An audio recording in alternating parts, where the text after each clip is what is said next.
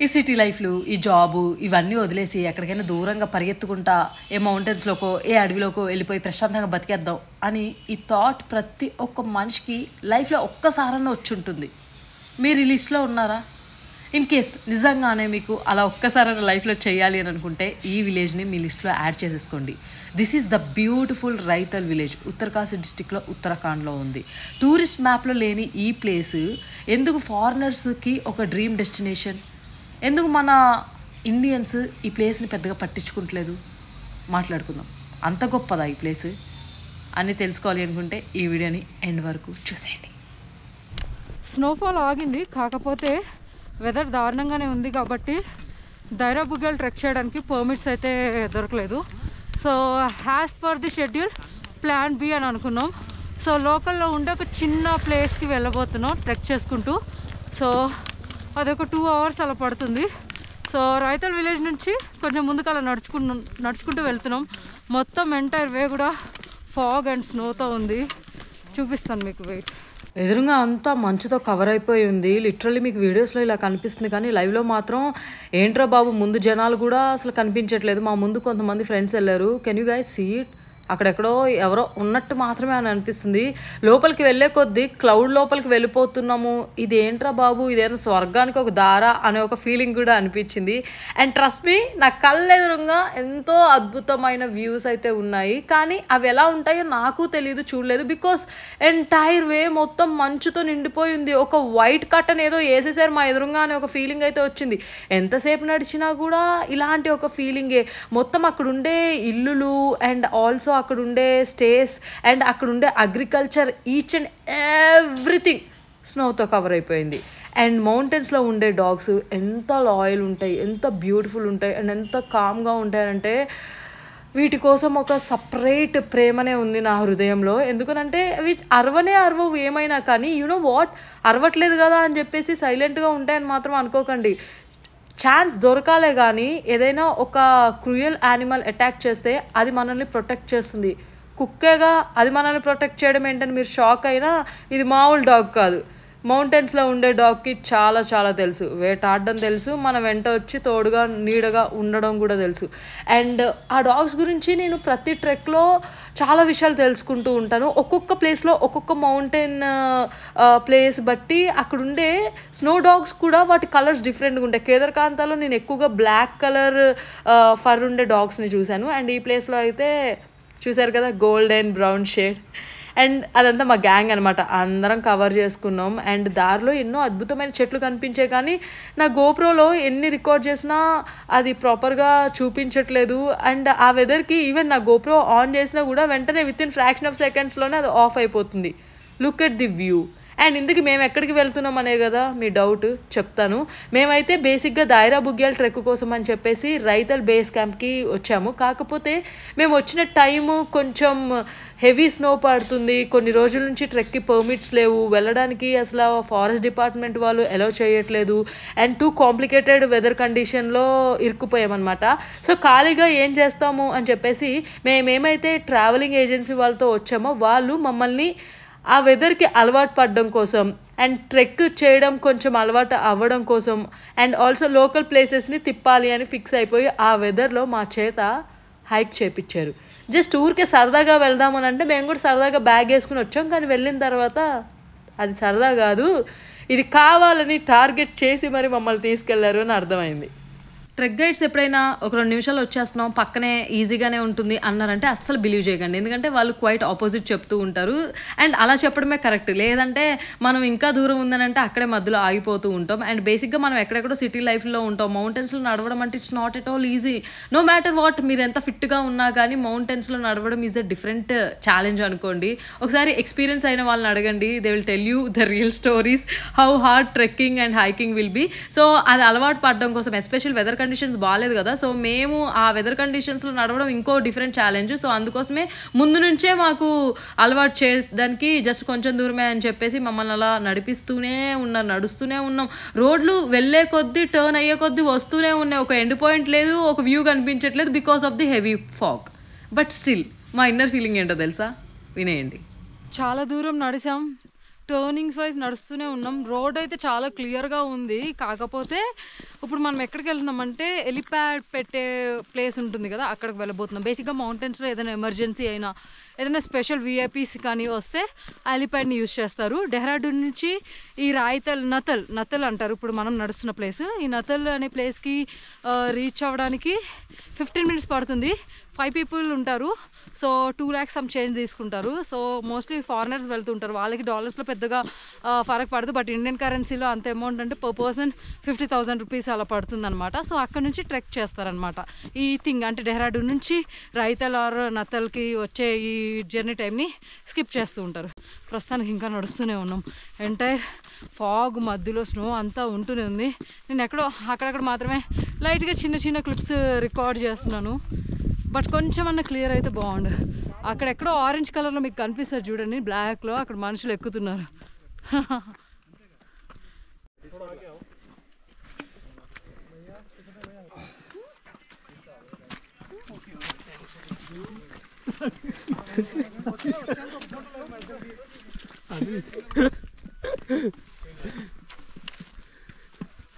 Iron slow, అభిప్రాయ slow, ఏం పర్లా, నిదానంగా రా, టెన్షన్ పడకు. ఫస్ట్ ఇగో చెయ్యి తీసుకో, హ్యాండ్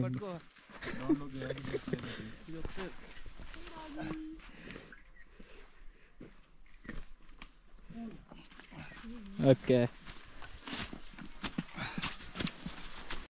రేపు ఒక ట్రెక్ స్టార్ట్ చేసే అవకాశం ఉంది. సో చెప్పాను కదా 9 kilometers ఒకటే రోజు చేసే అవకాశాలు ఉన్నాయని చెప్పేసి. సో దానికోసం షార్ట్ కట్ నుంచి ఎక్కించారు. బాగుంది. బేసిక్గా బురదగా ఉంటే స్లిప్పరీగా ఉంటుంది. అండ్ వెనకాల స్నో అంతా చూడండి. ఎన్ని ట్రెక్స్ మనం ఎక్స్పీరియన్స్ చేసినా స్టిల్ ప్రతి ఒక్క ట్రెక్ కొత్తగానే ఉంటుంది. ప్రతి ఒక్క ట్రైల్ ఒక ఛాలెంజింగ్గానే ఉంటుంది. సో మమ్మల్ని లైక్ నార్మల్ రూట్ ఉన్నా కూడా కొన్ని చోట్ల జస్ట్ ఆ కొండలు లాంటివి ఎక్కించి మరి పైకి తీసుకొచ్చారు. ఇక్కడ రోడ్ అంతా ఇంత అద్భుతంగా ఉంది అంటే సిటీస్లో కూడా మీరు అంత అందమైన రోడ్ని అయితే చూసుండరు.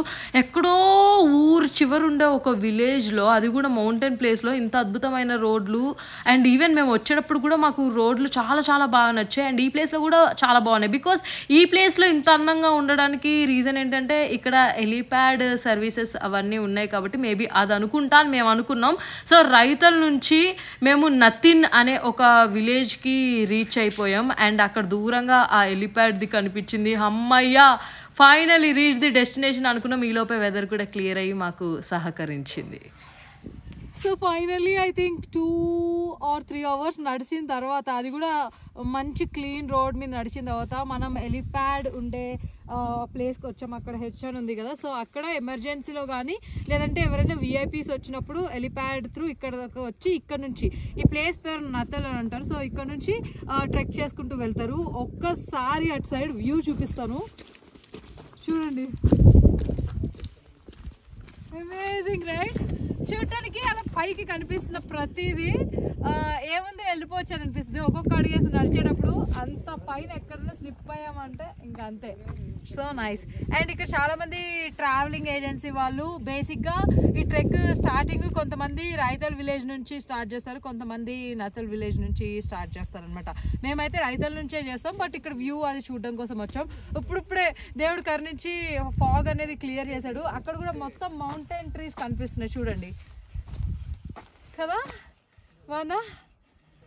అండ్ అక్కడెక్కడో కొంతమంది మనుషులు ఎక్కుతున్నారు కదా, చిన్న చీమల్లాగా కనిపిస్తున్నారు. బాగుంది. మౌంటైన్స్ మీద నాకున్న ప్రేమ ఎప్పటికీ ఎండ్ అవ్వదు. అదేంటో తెలియదు. ఎన్నిసార్లు వచ్చినా yearly once I will wait. Like ఇప్పుడు ఈ ట్రెక్ అయిపోయిన వెంటనే నేను ఇంకెప్పుడు మళ్ళీ మౌంటైన్స్, అది కూడా ఎస్పెషల్లీ వింటర్ ట్రెక్ వస్తాను అని వెయిట్ చేస్తూ ఉంటా. And the view is amazing.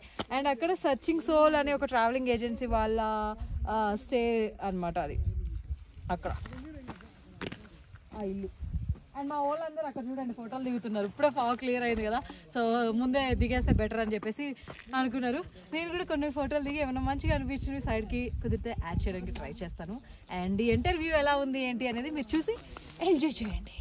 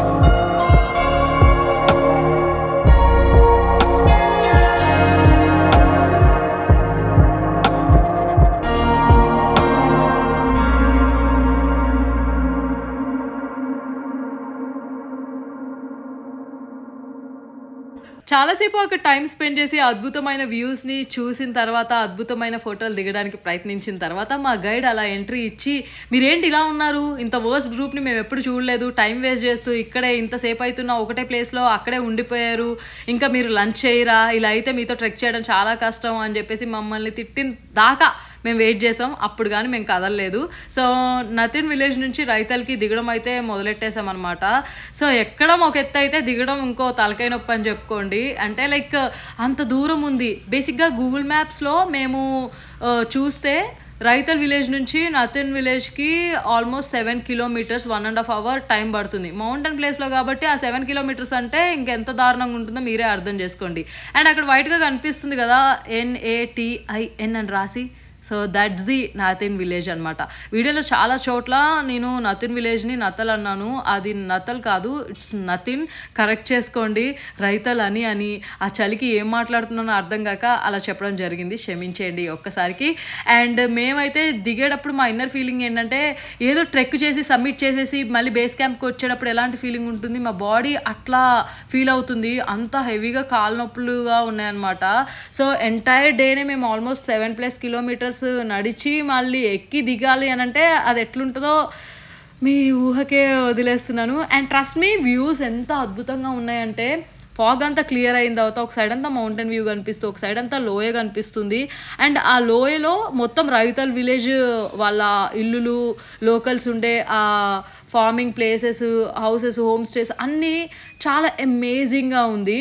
And video స్టార్టింగ్లో నేను చెప్పాను it's a dream destination for many. ఖచ్చితంగా ఒక్కసారన్నా ఈ ప్లేస్ని విజిట్ చేయాలి, చాలామంది ఫారినర్స్ ఇక్కడ వస్తూ ఉంటారని చెప్పేసి. ఇది మామూలుగా నేను చెప్పడం కాదు, ఇట్ ఈస్ ప్రూవెన్. అండ్ చాలా articles, especially Times of India article చూసుకున్నా కూడా it is mentioned like a dream destination called Raithal in Uttarkashi is a mini utopia అని చెప్పేసి. అంటే మన కళలో ఒక అద్భుతమైన ప్లేస్ గురించి ఎలా ఇమాజిన్ చేసుకుంటాం, ఆ ప్లేస్ భూమి మీద ఉంటే ఎలా ఉంటుంది, అలాంటి ఒక ప్లేసే ఈ రైతల్ విలేజ్ అనమాట. సో 45 kilometers దూరంలో ఉంటుంది ఉత్తరకాశీ నుంచి. కానీ ఇది టూరిస్ట్ మ్యాప్లో లేకపోయినా కానీ లైక్ చాలామంది ట్రావెలర్స్ని, ప్రతి ఒక్కరిని ఆశ్చర్యపరిచేలాగా ఉంటుందన్నమాట. ఆ వ్యూస్ కానీ, అక్కడ ఉండే లోకల్స్ కానీ, ఆ పీస్ఫుల్ వైబ్ కానీ, ఇట్స్ వేరే లెవెల్ అబ్బా. అక్కడ ఉన్నప్పుడు ఈ విలేజ్ గురించి నాకు ఇంత ఇన్ఫర్మేషన్ తెలియలేదు, వచ్చేసిన తర్వాత రీసెర్చ్ చేసే కొద్దీ వావ్ అనిపించింది. సో ఖచ్చితంగా ఇంకోసారి నేను ఈ ప్లేస్కి అయితే వెళ్తాను. అండ్ నాకు కావాల్సిన విధంగా ఇంకోసారి నేను ఈ ప్లేస్ని ఫీల్ అవ్వాలి అని అనుకుంటున్నాను.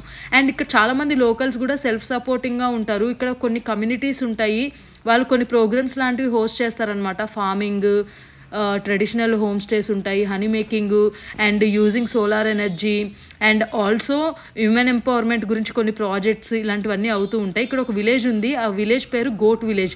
బోట్ చూసినప్పుడు నేను అనుకున్న గోట్ విలేజ్ ఏంటి అని.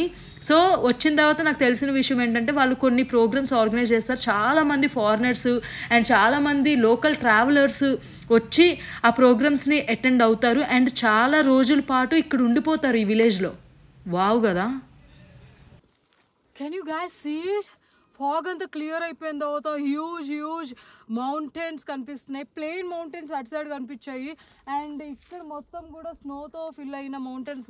హోప్ రేపొద్దున మేము ఎలాగైనా ట్రెక్ స్టార్ట్ చేయాలని అనుకుంటున్నాను. This is amazing, please follow me. ఎంత బ్యూటిఫుల్ ఉందో చూడండి.